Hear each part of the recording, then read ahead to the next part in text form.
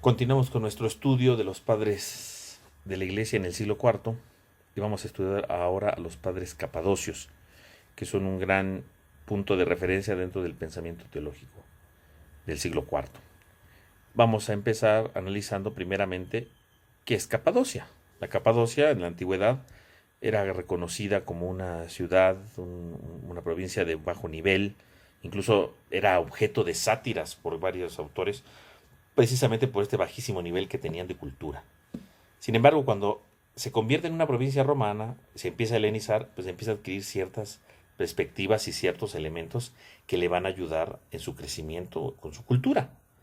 Incluso podemos ver cómo ya es nombrada en la misma escritura en la provincia de Capadocia, por ejemplo, en Hechos 2, en Hechos de los Apóstoles capítulo 2, cuando relata el texto de Pentecostés y van numerando a las diferentes ciudades, la Capadocia aparece en ese listado, demostrando que entonces ya tenía cierto relieve, ya va creciendo. O, por ejemplo, en la primera carta de San Pedro, cuando va dirigiéndole a los destinatarios, él habla de los dispersos que andan en la Capadocia, quiere decir que hay cristianos ya en la Capadocia. Incluso Tertuliano en Ad Escapulam nombra a los que son perseguidos en la Capadocia. De tal manera que la Capadocia entonces empezó a tener una cierta fuerza dentro de la vida cristiana desde la antigüedad. También se calcula que entre el año 200 y el año 400 existieron diversos grupos judeocristianos. Pero será precisamente el que va a cristianizar plenamente a esta zona el padre de la iglesia llamado Gregorio el Taumaturgo, quien daría precisamente los orígenes del cristianismo como tal dentro de esa provincia.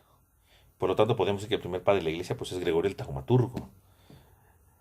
Ya posteriormente, obviamente, la Capadocia va a alcanzar mayor fuerza y va a alcanzar mayor sentido a partir de Basilio de Cesarea, de Gregorio de Niza y Gregorio Nacianceno, que van a ser los más fuertes. Reflexionemos ahora un momento sobre Basilio de Cesarea. Este hombre grande nace aproximadamente entre el 329 y el 336. Él pertenece a la familia cristiana, aunque de inicio no abraza totalmente la fe cristiana. Incluso él desplaza, ¿verdad?, para hacerlo posteriormente su bautizo. Su educación propiamente se va a dedicar a la parte política al inicio, que le va a servir mucho cuando él sea obispo, pues va a ser un grande político, porque obviamente sus bases, el que fue cimentando él, fueron precisamente como un político. Él pues va teniendo una formación en diferentes universidades, él se va dedicando a ir a varias universidades, con el fin de ir aprendiendo esto, verá, va al Ponto, va a Atenas, obviamente en Cesarea, para tratar de hacer esto. Hasta que finalmente él, ¿verdad? Hasta hacia el 355 aproximadamente, él va a recibir el bautizo. Y entonces él narra, ¿verdad?, en la carta 223, que él ha decidido seguir a Cristo, que él ha decidido, por eso se va a bautizar, e incluso se interesa por la vida monástica. Por lo tanto, él se va a empezar a dedicar a visitar los monasterios con el fin de conocer qué hacen, de profundizar, junto con su amigo, ¿verdad?, tratando de ver cómo pueden llegar, cómo puede empezar a ser mónaco. Obviamente nunca va a ser mónaco, vivió con ellos, conoció cosas de ellos, que a la larga le va a servir porque él va a escribir una regla monástica y justamente esa regla monástica, ¿de dónde sale? Pues de los diferentes monasterios que él fue visitando, de lo que le iban contando, de las experiencias que fue recapitulando, vio los pros, los contras que iban teniendo y por supuesto al final de cuentas él dice, bueno, pues esto un monje tiene que vivir de tal manera y de tal manera. ¿Por qué? Por lo que le contaron los monjes. O sea que, aunque nunca fue mónaco propiamente dicho, pues sí aprendió mucho de sus visitas pastorales o más bien visitas vocacionales, de inquietud vocacional, podemos decir, para conocer precisamente los monasterios y todas las cosas que le contaban, que él veía, dificultades, aciertos, errores. Todo eso sirvió para que después en su regla él lo plasmara como fruto de todo lo que él estaba aprendiendo en ese momento. Hacia el 362 es ordenado sacerdote por el obispo Eusebio de Cesarea y más adelante en el 370 va a ser elegido como el obispo. Y de inmediato él se va a dedicar a una lucha férrea contra el arrianismo. A él le va a tocar enfrentarse al emperador Valente, que amenaza incluso con quitarle sus posesiones, confiscarle sus bienes, si él no se convierte al arrianismo. Y entonces Basilio de Cesarea, con toda la sencillez del mundo, ¿verdad? Él dice, la confiscación de los bienes no alcanza aquí para nada, a no ser que necesites mis trapos y mis andrajos, porque tengo pocos libros que son toda mi vida. En cuanto al destierro, no estoy ligado a ningún lugar. Esta tierra no la considero mía y puedo ser desterrado al mundo entero. Es decir, al emperador Valente le dice, mira, no me importa lo que tú quieras hacerme, yo vivo para Cristo y a donde me manden yo estoy con Cristo. O sea, yo voy a ser alguien que va a ser fiel a lo que estoy proclamando, que en este caso sería el Concilio de Nicea. Obviamente él sigue adelante. Cuando muere el emperador Valente va a venir el emperador Teodosio, que le va a dar todo su beneficio. Y obviamente con el emperador Teodosio va a triunfar el cristianismo contra el arrianismo. Y el mismo Basilio junto con Valente junto con Teodosio van a promulgar el Concilio de Constantinopla. Pero obviamente Basilio va a morir el 1 de enero del 379, ¿no? Un año antes del Concilio de Constantinopla. Entonces no va a poder asistir, pero podemos decir que ya estaba en su mente, ¿no? Ya podemos decir que ya podemos ver claramente que para Basilio pues era muy importante tener este concilio para solucionar las cosas. El pensamiento de Basilio es amplísimo, es muy vasto, tenemos diferentes tipos de obras. Una de ellas, por ejemplo, son de índole exegética. Podemos decir que la actividad exegética de Basilio que nosotros tenemos, que quedó por escrita y que poseemos, pues es amplia en el sentido de la palabra. Él va a hacer sobre todo una exégesis de tipo literal. Casi no va a usar mucho el alegorismo, más bien él es de tipo literal y va a tratar de ir explicando otras cosas. Por ejemplo, él va a tratar de ver el valor de la interpretación literal con el fin de atacar, por ejemplo, herejías, que a veces se podrían ver erróneas, ¿no? Y hacer alegorías equívocas que podrían provocar precisamente estas herejías. Entonces dice, no, hay que entender siempre las cosas literal para evitar herejías, interpretaciones malas que nos pueden llevar a la herejía. Por eso muchas veces él prefiere usar la interpretación literal más que la interpretación alegórica, porque dice que la alegoría puede prestarse a cosas erróneas, ¿no? Entre sus obras exegéticas que nosotros podemos encontrar, pues tenemos una obra que se llama In Hexameron, el hexámero, ¿no? Hexa 6, hemeros días, los 6 días. Por lo tanto, este es un recurso que van viendo precisamente muchos de los padres de la iglesia en la antigüedad, verá que es comentar los días de la creación, ¿no? Los 6 días de la creación. Y entonces Basilio pues tiene precisamente su comentario al Génesis en este respecto del hexámeron. Estas homilías del hexámeron fueron pues predicadas al parecer durante varios días, verá unos 5 días aproximadamente por la mañana y otros por la tarde para instruir al pueblo. Aproximadamente se cree que fueron en el 370 las homilías del hexámeron. Incluso por el tinte que él habla, la manera como él expresa ciertas cosas, parece ser que ahí mismo en la asamblea existían algunos niños, ¿verdad? Que estaban también escuchándolo. El género de esta obra es un género homilético. Eso es una catequesis sobre todo para comprender el Génesis desde el punto de vista bíblico, ¿no? Que era lo más importante en aquel momento. La estructura de este hexámero es, en la primera homilía, trata de ver el concepto de la creación y la voluntad creadora. Trata de ver precisamente en qué consiste la creación. La segunda homilía va a hablar sobre la tierra que se va llenando de vida. La tercera y la cuarta homilía van a hablar sobre el primer día de la creación, hablando precisamente de cómo se va creando todo, cómo en el segundo día se va viendo el agua, el firmamento, no sé, él va explicando brevemente estas ideas. La quinta homilía se refiere al tercer día sobre las semillas que deben de ayudarle, que se crean primero para que luego puedan ayudarle al hombre. Los astros, ¿verdad? En la que va narrando precisamente la situación del sol, ¿verdad? Cómo va teniendo todo lo fundamental. Entonces vemos cómo en la sexta homilía, decíamos, habla de los astros y sobre todo habla del tema de la luz referente al sol. Algo muy importante que podemos ver aquí es que en el primer día Dios hace la luz, crea la luz, así lo dice el Génesis, él lo va explicando. Y luego en la sexta homilía, cuando habla del cuarto día y habla de la creación de los astros, él habla de la luz del sol. Dice, pero el sol ha sido creado después de la luz. Por lo tanto, con esto él hace una pequeña reflexión sobre esta luz. Entonces, por ejemplo, en la homilía, cuando él habla del primer día, él dice, ¿qué se refiere Dios con la luz? La luz se refiere a la sustancia en la cual despeja las tinieblas, en la que pone fin a la tristeza y va iluminando al mundo, en la que concedió a todos los seres un aspecto alegre y agradable. Se mostró el cielo hasta ese momento, que tenía aspecto en las tinieblas, y su belleza se manifestó en todo su esplendor, ahora que nuestros ojos admiran. Por lo tanto, con eso lo que trata de hacer ver precisamente Basilio es que la primera luz se refiere a esta disipación de tristeza, disipación de tiniebla, disipación de todo terror, para que la creación pueda ser bella. Por eso primero tiene que venir esa luz. Y luego sí, ya cuando empieza a hablar del sol en la sexta homilía, él dice, el génesis de la tierra, o el origen de la tierra, ha tenido la precedencia sobre el sol. Es decir, la luz ha sido creada primero y luego ha sido creada, ¿verdad?, el sol. ¿Cómo es que se dice ahora que el sol es creado para iluminar? Se puede apreciar que la escritura, mediante el término iluminación, no ha expresado lo que quería, porque en lugar de la luz ha hablado de la iluminación. Esto no contrasta con lo que se ha dicho acerca de la luz, que fue creada la naturaleza misma de la luz.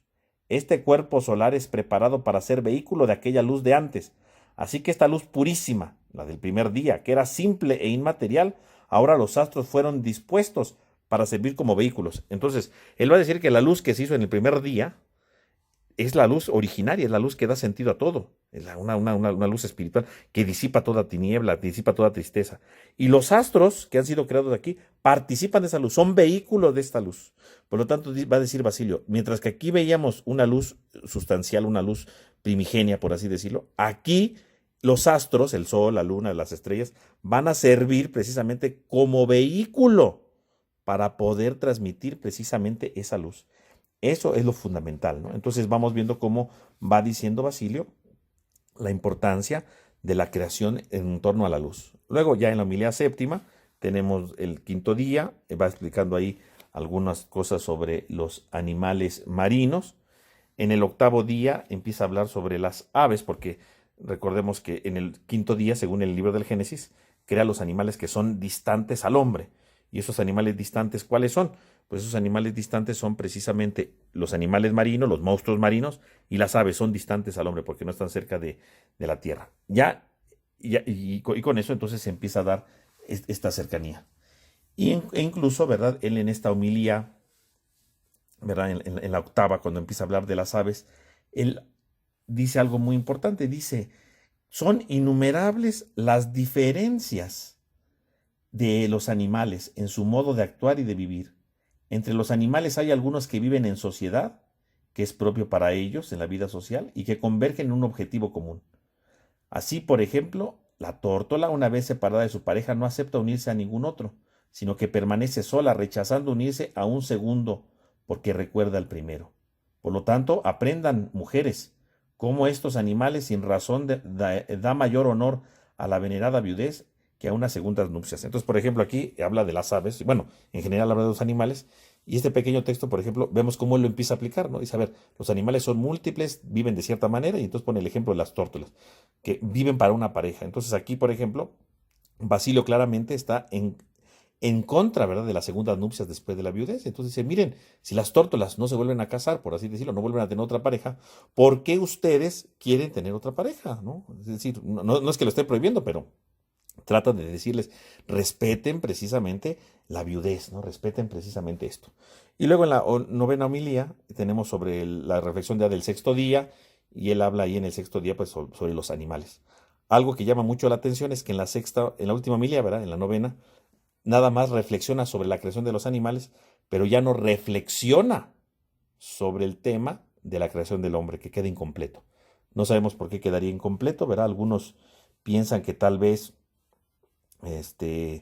no pudo realizarla, tal vez tuvo tiempo o se perdió, pero lo más seguro es que precisamente no la pudo escribir por alguna razón. Por ese motivo, después Gregorio de Niza será el que va a tratar ¿verdad? Su hermano va a tratar de escribir un relato sobre una homilía sobre el sexto día, sobre la creación del hombre, para poder completar la obra de su hermano, porque de cierta manera esto pues queda incompleto. Entonces tenemos aquí de manera breve un esquema sencillo sobre esta obra sobre del Hexameron, los 6 días de la creación. Otra obra importante de Basilio respecto a la exégesis son sus homilías sobre los salmos. Tenemos nosotros 18 homilías atribuidas a Basilio, precisamente donde va reflexionando diferentes salmos que él trata de ir explicando. Entonces, por ejemplo, está la homilía del Salmo 1, del 7, del 14a, del 14b, del 28a, del 29, del 32, del Salmo 33, del 44, del 47, del 48, del 59, del 61 y del 114, que son las que se atribuyen a él. Existe una homilía sobre el Salmo 115 que tal vez sea escrita por él, y hay otras dirigidas hacia el Salmo 132, el 28b, el 37, pero que hoy día no se reconocen que realmente sean de Basilio. Entonces es una cosa que queda ahí un poco en el aire. Pero pues tenemos ahí sus homilías precisamente de este comentario a los salmos que él va haciendo. Es difícil la datación, tal vez son homilías que pertenezcan a la época en el que él era sacerdote, o un poco antes, no sabemos muy bien, ¿no? de dónde sean esta, o son de diferentes épocas y luego ya se compilaron. Es algo que queda pues en la incógnita hasta el momento, ¿no?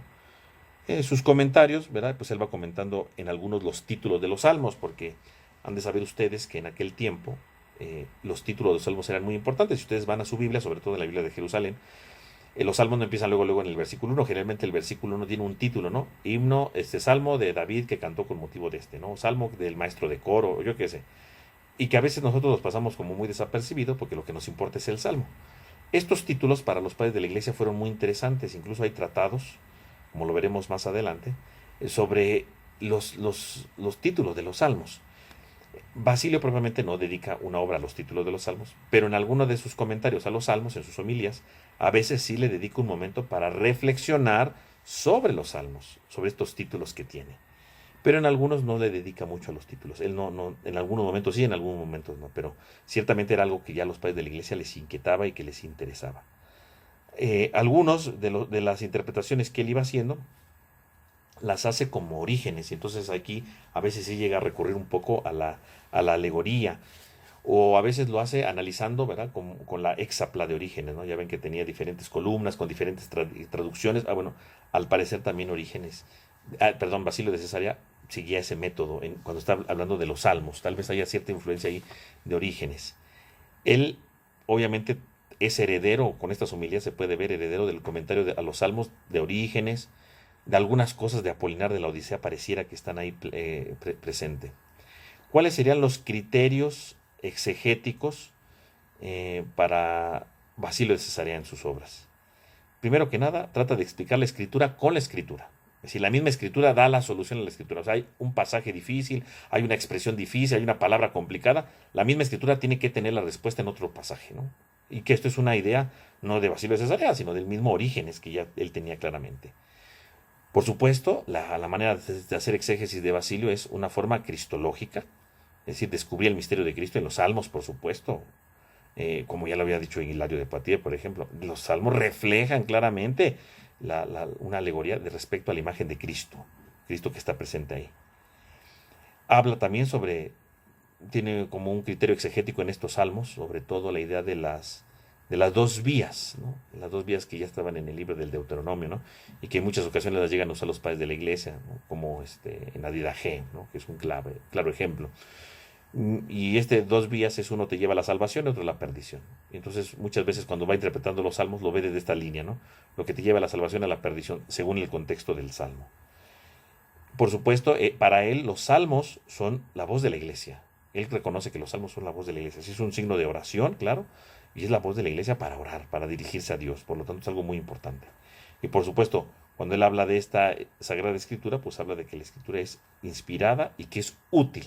O sea, no es solamente algo pasajero, no es algo superficial. La Sagrada Escritura es algo útil, es algo fundamental porque está inspirado por Dios, está inspirado precisamente por el Señor. No puede quedar, pasar desapercibido este tipo de expresiones. Por lo tanto, podemos ver brevemente estos elementos algunos elementos muy breves, ¿verdad?, sobre la exégesis de San Basilio, pues para tener un primer acercamiento a este padre de la Iglesia, no solo de su vida, sino también de su exégesis, de cómo él iba interpretando la Sagrada Escritura, pues para que ustedes tengan algunos ejemplos básicos de esto. Con esto pues terminaríamos nuestra sesión de lo que correspondería a esta primera semana de ausencia en el aula, y la próxima semana pues empezaremos todavía a ver a Basilio de Cesarea, pero ya sobre todo quisiera centrarme en los temas de la cristología y de la trinitaria, que son muy amplios y muy profundos, y que yo creo que es muy importante tratarlos de conocer. El documento que les mandé sobre San Basilio, pues más bien son los textos que refieren a la parte cristológica y trinitaria, ¿no? Entonces, más bien serán textos que usaremos en el video de la próxima semana, para que ustedes lo puedan ir tomando en cuenta y puedan seguir estando al pendiente. Si queda alguna duda, alguna inquietud, ¿verdad?, sobre lo que yo he comentado, con todo gusto pueden mandarme un mensaje para que yo se los pueda responder. Que tengan toda una buena tarde.